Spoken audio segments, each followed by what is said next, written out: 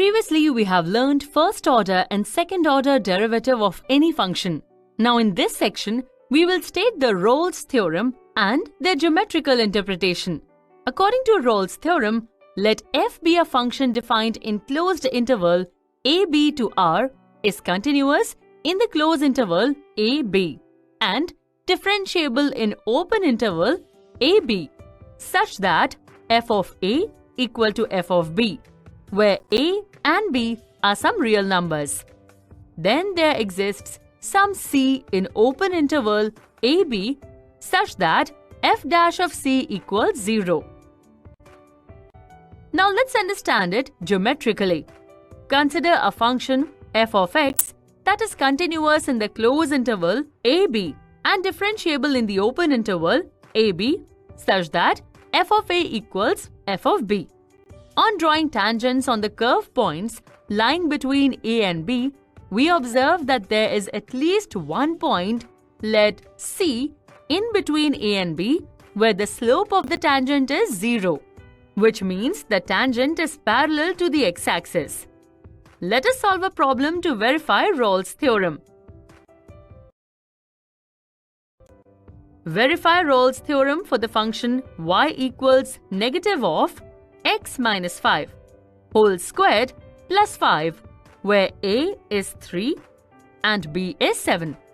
We know that the given function is a quadratic function which is continuous and differentiable for all real numbers.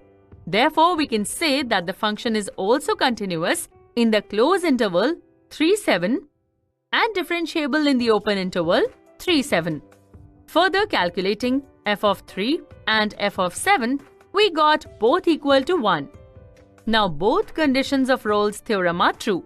So we can say that there exists at least one value c in the open interval 3, 7 such that f dash c equals 0. Consequently, f dash of x equal to negative 2 times x minus 5 or f dash of c equal to negative 2 times c minus 5. Further, by equating the result to 0 and solving it for c, we get c equals 5, which lies in the open interval 3, 7. Therefore, we have verified Rolle's theorem. If a function f defined from the closed interval negative 3 to r is a differentiable function, and if f dash of x does not vanish anywhere, then prove that f of negative 3 is not equal to f of 3.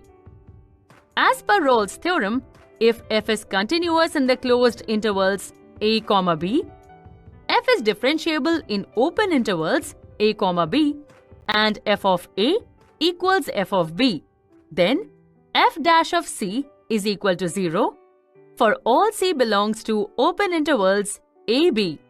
In the problem, it is mentioned that f is continuous and differentiable, but f dash of c is not equal to 0.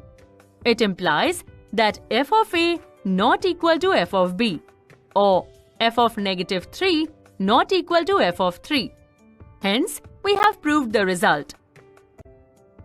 Let's summarize what we have learned.